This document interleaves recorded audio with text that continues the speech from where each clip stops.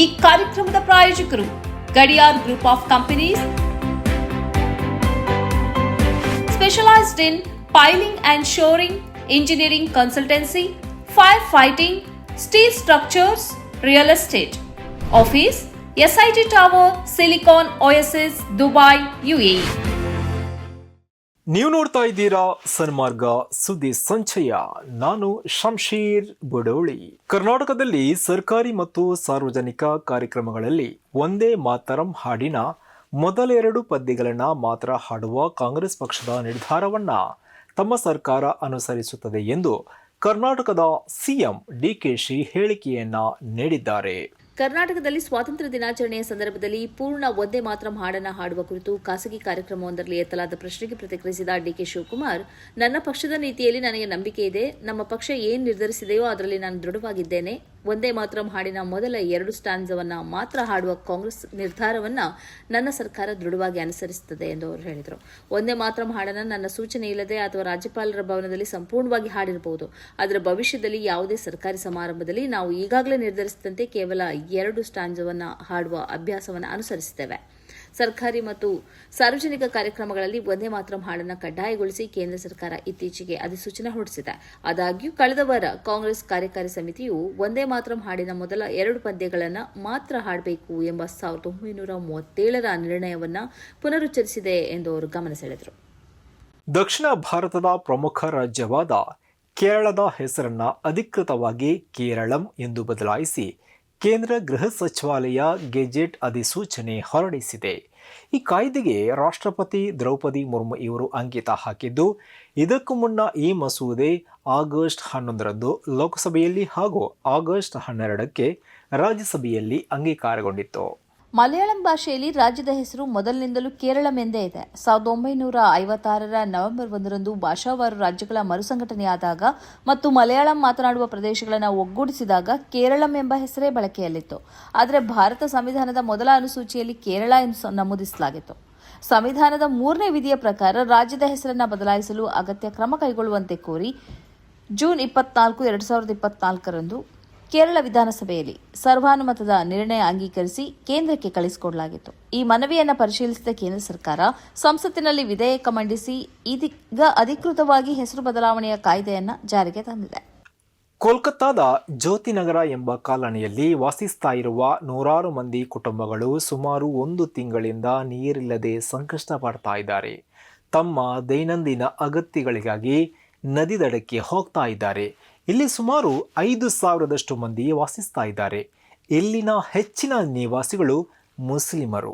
ಕಡಿಮೆ ಸಂಖ್ಯೆಯಲ್ಲಿ ಹಿಂದೂ ಧರ್ಮೀಯರು ಕೂಡ ಇದ್ದಾರೆ. ಇದನ್ನು ಸ್ಥಳೀಯವಾಗಿ ಮುಸ್ಲಿಂ ಕಾಲೋನಿ ಎಂದು ಕರೆಯಲಾಗುತ್ತೆ. ಇಲ್ಲಿನ ನಿವಾಸಿಗಳು ನಿರ್ಮಾಣ ಕಾರ್ಮಿಕರಾಗಿ ದುಡಿಯುತ್ತಿದ್ದಾರೆ ಮತ್ತು ಬಾಟಲ್ ಕರಗಿಸುವ ಘಟಕಗಳಲ್ಲಿ ಅಲ್ಪ ವೇತನಕ್ಕಾಗಿ ಕೆಲಸ ಮಾಡುತ್ತಿದ್ದಾರೆ.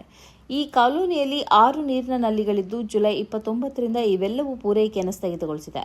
ತಮ್ಮ ನಲ್ಲಿಗಳು ಒಣಗಿದ್ದರೂ ಅದೇ ರಸ್ತೆಯ ಉದ್ದಕ್ಕೂ ಇರುವ ಹಿಂದೂ ಬಹುಸಂಖ್ಯಾತ ಕಾಲೋನಿಗಳಲ್ಲಿನ ನೀರಿನ ನಲ್ಲಿಗಳು ಕಾರ್ಯನಿರ್ವಹಿಸುತ್ತಿವೆ ಎಂದು ಮುಸ್ಲಿಮರು ಆರೋಪಿಸಿದ್ದಾರೆ. ಇಷ್ಟು ಮಾತ್ರ ಅಲ್ಲ, ಕಾಲೋನಿಯ ಬೀದಿಗಳಿಗೆ ವಿದ್ಯುತ್ ಸಂಪರ್ಕವನ್ನು ಕೂಡ ಸ್ಥಗಿತಗೊಳಿಸಲಾಗಿದ್ದು ಈಗ ಬೀದಿ ದೀಪಗಳು ಉರಿಯುತ್ತಿಲ್ಲ. ತಮಗೆ ಮತ ಹಾಕದ ಮುಸ್ಲಿಮರಿಗೆ ತಾನು ಕೆಲಸ ಮಾಡುವುದಿಲ್ಲ ಎಂದು ಇಲ್ಲಿಯ ಬಿಜೆಪಿ ಶಾಸಕ ರಿತೇಶ್ ತಿವಾರಿ ಹೇಳಿದರು. ಈ ಹೇಳಿಕೆ ಈ ನೀರಿನ ಬಿಕ್ಕಟ್ಟಿಗೆ ಕಾರಣ ಎಂದು ನಿವಾಸಿಗಳು ಆರೋಪಿಸುತ್ತಾರೆ. ಈ ಶಾಸಕರು ಪಕ್ಷದ ಸಭೆಯಲ್ಲಿ ಈ ಕೊಳಗೇರಿಯ ಜನರನ್ನ ಅಕ್ರಮ ಬಾಂಗ್ಲಾದೇಶಿ ವಲಸಿಗರು ಎಂದು ಕರೆದಿದ್ರು. ಆ ಭಾಷಣ ಆನ್ಲೈನ್ನಲ್ಲಿ ವೈರಲ್ ಆಗಿತ್ತು. ಇದೀಗ ಈ ಕೊಳಗೇರಿಯ ನಿವಾಸಿಗಳು ತಮ್ಮನ್ನು ತೆರವುಗೊಳಿಸುವ ಭೀತಿಯಲ್ಲಿ ಇದ್ದಾರೆ. ಅಕ್ರಮ ಬಾಂಗ್ಲಾದೇಶಿಗಳು ಎಂದು ಹೇಳಿ ಬುಲ್ಡೋಸರ್ ತೆರವು ಕಾರ್ಯಕ್ರಮ ನಡೆಯಬಹುದು ಎಂಬ ಆತಂಕದಲ್ಲಿದ್ದಾರೆ. ಮಧ್ಯಪ್ರದೇಶದ ಸಿಂಗ್ರೌಲಿ ಎಂಬಲ್ಲಿ ಬಿಜೆಪಿ ಶಾಸಕರ ಖಾಸಗಿ ಕಾರನ್ನ ಅಗ್ನಿಶಾಮಕ ದಳದ ವಾಹನ ಬಳಸಿ ತೊಳೆಯಲಾಗಿದೆ ಎಂಬ ಆರೋಪ ಕೇಳಿಬಂದಿದೆ.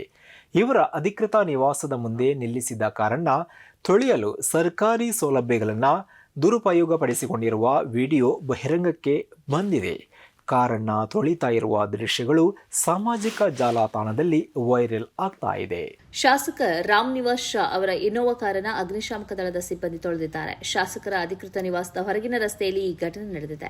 3 ಅಗ್ನಿಶಾಮಕ ದಳದ ಸಿಬ್ಬಂದಿ ಅಗ್ನಿಶಾಮಕ ವಾಹನದಿಂದ ನೀರನ್ನು ಬಳಸಿರುವುದನ್ನು ವಿಡಿಯೋ ತೋರಿಸಿದೆ. ಇದೇ ವೇಳೆ ಶಾಸಕರು ಈ ವಿಷಯಕ್ಕೆ ಸಂಬಂಧಿಸಿದಂತೆ ಸ್ಪಷ್ಟನೆ ನೀಡಿದ್ದಾರೆ. ಅಗ್ನಿಶಾಮಕ ದಳದ ವಾಹನವು ಮೇಯರ್ ಅಧ್ಯಕ್ಷರ ಮನೆಗೆ ನೀರು ತುಂಬಿಸಲು ಹೋಗಿತ್ತು ಮತ್ತು ಚಾಲಕ ಆಕಸ್ಮಿಕವಾಗಿ ವಾಹನವನ್ನು ಅಲ್ಲಿ ನಿಲ್ಲಿಸಿದಾಗ ಸ್ವಲ್ಪ ನೀರನ್ನು ಸಿಂಪಡಿಸಿದ್ದಾನೆ ಎಂದು ಎಂದು ಶಾಸಕರು ವಿವರಿಸಿದ್ದಾರೆ. ಆದರೆ ಶಾಸಕರ ಈ ಸ್ಪಷ್ಟೀಕರಣಕ್ಕೆ ಸಾರ್ವಜನಿಕರ ಆಕ್ರೋಶ ವ್ಯಕ್ತವಾಗಿದೆ. ಸರ್ಕಾರವು ಸಾರ್ವಜನಿಕ ಆಸ್ತಿಯನ್ನು ವೈಯಕ್ತಿಕ ಲಾಭಕ್ಕಾಗಿ ದುರುಪಯೋಗಪಡಿಸಿಕೊಳ್ಳುತ್ತಿದೆ ಎಂದು ಅನೇಕರು ಆರೋಪಿಸಿದ್ದಾರೆ. ಉತ್ತರಾಖಂಡದ ಕೇದಾರ್ನಾಥದಲ್ಲಿರುವ ಸಾಧುವೊಬ್ಬರು ಮುಸ್ಲಿಮರಿಗೆ ಹಿಂಸೆಯ ಬೆದರಿಕೆ ಹಾಕಿರುವ ಆರೋಪ ಕೇಳಿಬಂದಿದೆ. ಭಾರತವನ್ನು ಬಿಟ್ಟು ಮುಸ್ಲಿಂ ಬಹುಸಂಖ್ಯಾತ ದೇಶಕ್ಕೆ ಹೋಗುವಂತೆ ಅಥವಾ ಮುಸ್ಲಿಮರ ಮನೆಗಳಲ್ಲಿ ಬಾಂಬುಗಳನ್ನು ಇಡುವಂತೆ ಕರೆ ಕೊಟ್ಟಿದ್ದಾರೆ. ಸಾಧು ಹೀಗೆ ಹೇಳಿರುವಂತಹ ಒಂದು ವಿಡಿಯೋ ಸೋಷಿಯಲ್ ಮೀಡಿಯಾದಲ್ಲಿ ಹರಿದಾಡ್ತಾ ಇದೆ. ಮುಸ್ಲಿಮರೇ, ನಿಮ್ಮ ಬಟ್ಟೆ ಮತ್ತು ಬ್ಯಾಗ್ಗಳನ್ನು ಪ್ಯಾಕ್ ಮಾಡಿ ಮುಸ್ಲಿಂ ದೇಶಕ್ಕೆ ಹೋಗಿ ಎಂದು ಅವರು ವಿಡಿಯೋದಲ್ಲಿ ಹೇಳಿದ್ದಾರೆ. ಇದು ಸಾಧ್ಯವಾಗದಿದ್ದರೆ ಮುಸ್ಲಿಮರ ಮನೆಗಳಲ್ಲಿ ಬಾಂಬ್ಗಳನ್ನು ಇಡುವುದಾಗಿ ಅವರು ಬೆದರಿಸಿದ್ದಾರೆ. ಮುಸ್ಲಿಮರು ಎಲ್ಲೇ ಸಿಕ್ಕರೂ ಅವರನ್ನು ಹೊಡೆಯಲಾಗುತ್ತದೆ ಎಂದು ಅವರು ವಿಡಿಯೋದಲ್ಲಿ ಹೇಳಿದ್ದಾರೆ. ಇಡೀ ಸಮುದಾಯವನ್ನು ಗುರಿಯಾಗಿಸಿಕೊಂಡು ಮಾಡಲಾದ ಹೇಳಿಕೆಗಳು ಆನ್ಲೈನ್ನಲ್ಲಿ ತೀವ್ರ ಟೀಕೆಗೆ ಗುರಿಯಾಗಿದೆ. ಈ ವಿಡಿಯೋದ ಸತ್ಯಾಸತ್ಯತೆಯನ್ನು ಗುರುತಿಸಬೇಕು ಮತ್ತು ಕ್ರಮ ಕೈಗೊಳ್ಳಬೇಕು ಎಂದು ಪೊಲೀಸರನ್ನ ಒತ್ತಾಯಿಸಲಾಗಿದೆ. ಇದು ಧಾರ್ಮಿಕ ಭಿನ್ನಾಭಿಪ್ರಾಯ ಅಲ್ಲ, ನಿರ್ದಿಷ್ಟ ಧರ್ಮದ ವಿರುದ್ಧದ ಗಂಭೀರ ಹಿಂಸಾಚಾರದ ಬೆದರಿಕೆ. ಭಾರತವು ಸಾಂವಿಧಾನಿಕ ಪ್ರಜಾತಂತ್ರ ರಾಷ್ಟ್ರವಾಗಿದೆ. ಯಾವುದೇ ನಾಗರಿಕನ ಧರ್ಮ, ಸ್ಥಾನಮಾನ ಅಥವಾ ಧಾರ್ಮಿಕ ಗುರುತು ಏನೇ ಇರಲಿ ಮತ್ತೊಂದು ಸಮುದಾಯವನ್ನು ಬಾಂಬ್ಗಳಿಂದ ಸಾಯಿಸುವ ಬೆದರಿಕೆ ಹಾಕೋದಕ್ಕೆ ಅವಕಾಶ ಇಲ್ಲ ಎಂದು ಅನೇಕರು ಪ್ರತಿಕ್ರಿಯಿಸಿದ್ದಾರೆ. ಇದುವೇ ಈ ಹೊತ್ತಿನ ಸನ್ಮಾರ್ಗ ಸುದ್ದಿ ಸಂಚಯ. ನಿರಂತರವಾಗಿ ನೋಡ್ತಾ ಇರಿ ಸನ್ಮಾರ್ಗ ನ್ಯೂಸ್. ಸುದ್ದಿಗಳ ಸಂತೆಯಲ್ಲಿ ಸತ್ಯದ ಮೊಂಬತ್ತೆ.